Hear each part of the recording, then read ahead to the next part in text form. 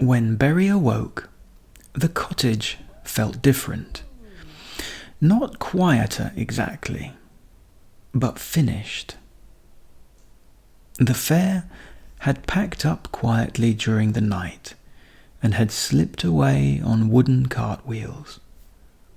But it hadn't gone completely. There were traces that still lingered. The morning came softly. Light slipped between the curtains and picked out the knots in the wooden floorboards. Outside, the garden was quiet in a way that felt different from usual, as though it had had thoughts aplenty yesterday and was now enjoying not thinking thoughts at all. Berry yawned as he walked to the window. The grass in the meadow beyond the gate lay slightly flattened in places, as if it hadn't quite decided which way to stand again. A strip of bunting, just one, still fluttered gently where it had caught on the hedge, lifting and falling like it was waving goodbye to someone only it could see. Berry smiled. In the kitchen, the others were already stirring. Roscoe stood at the table, pouring hot water from the kettle into the round blue and white striped teapot, the steam rising in lazy curls. Caratina was carefully tying bows with coloured ribbon, not in a hurry, but with the sort of attention that makes the tick of the clock on the mantel slow down. Floyd sat on the floor, turning a small wooden whistle over and over in his paws, testing its weight and feeling the smooth curves of its shape. Millie Moonbeam had her sketchbook open, her pencil hovering just above the paper, not making a mark. In the middle of the table sat the bowl. It was small, hand-thrown, crafted by expert fingers. Its glaze was the pale blue of sky just before evening, with a darker, undulating ring round the rim where the colour had deepened in the kiln. When the light caught the blue glaze, it held it for a moment before letting it drift back towards the waiting clouds. No one had put anything in the bowl yet. "Well," said Roscoe gently, "isn't it a fine morning, bunnies?" They answered him in turn, voices still soft with sleep. Berry came to the table and circled the bowl with a fingertip. It felt cool and smooth. "I can still feel the fair," he said. They paused. And then, one by one, they noticed it too.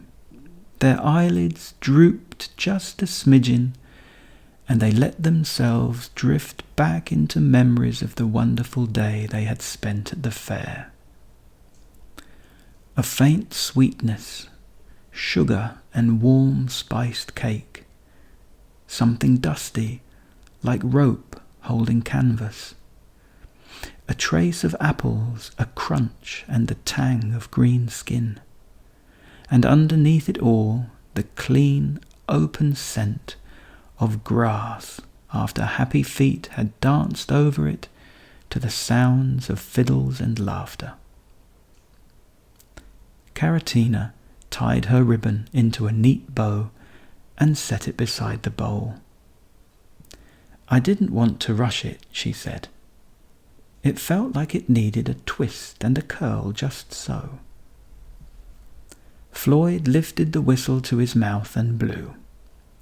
The sound was soft and reedy, not loud at all. It trembled a little, then settled into a note that seemed to hover in the air like a question. He lowered the whistle, pleased with the note he'd sounded. Millie Moonbeam ran her pencil lightly across the page without pressing down. It made a faint whispering sound, like wind in long grass. The shape was long and curved and suggested, but didn't quite say, what it could be. "I don't want to draw yet," she said. "I just want to remember how the pictures looked at the fair. They showed me things I didn't quite expect." Roscoe nodded, as if that made perfect sense. They sat together for a while, not talking much, listening to the kettle click as it cooled, to a blackbird outside trying out a tune and then stopping to listen to what a little wren had to say, to the house itself, which had returned to its usual creaks and murmurs after being empty for the day. Eventually, Berry picked up the bowl again. "What should we put in it?" he asked. Roscoe didn't answer straight away. "Let's see what it asks for," he said at last. That seemed reasonable. They took the bowl with them as they moved through the day. In the garden, the sun had warmed the geranium leaves just enough to bring out their sharp caterpillar smell. Floyd found a smooth pebble near the gate, pale and flat, warmed on one side and cool on the other. He turned it in his paw and clinked it gently into the bowl. "It feels like one of the pebbles on the shore of the lake," he said. Caratina added a small twist of ribbon, just a loose curl of it, the colour of sunset clouds fading into the blue glaze. Millie Moonbeam tore a tiny square from the edge of a page of her sketchbook. She'd drawn a barn owl, wings spread in silent flight.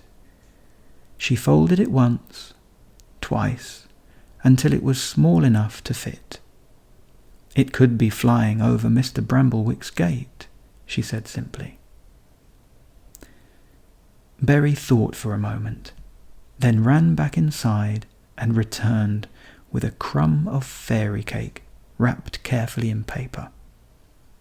"It was my favourite," he said, "but I don't need all of it, and we know how to make some more if we want." The bowl was still not full. That felt important. Later, when the afternoon leaned toward evening, they brought the bowl back inside and placed it on the shelf by the sitting room window. The light changed. The blue of the glaze deepened. The ribbon softened. The pebble grew quiet. The paper held its folded shape. Roscoe stood behind them. "Sometimes," he said, "things don't tell you what they're for straight away." Berry nodded slowly. Outside, the grass had begun to lift again, blade by blade. The bunting in the hedge had come loose and lay folded on the stone wall by the cottage, colours resting. The village felt itself again, not smaller, just settled. As the sky darkened, Millie Moonbeam finally closed her sketchbook. "I think I know what I want to draw next," she said. "What?" asked Floyd. She smiled. "Not yet." They washed up their dinner things in companionable silence. They stacked plates, they brushed crumbs from the table into their paws and carried them out to the compost. Before bed, Berry paused by the shelf. The bowl sat quietly, holding what it had been given. Not full, not empty, just right. Good night, he whispered to it. Upstairs, blankets were tucked under chinnigans and pillows plumped and fluffed. Friendship ears found comforting soft downy paws. Outside, the blackbird finished its song. The fair was over and had found its place in a new day. All was snug. All was well. Night, night.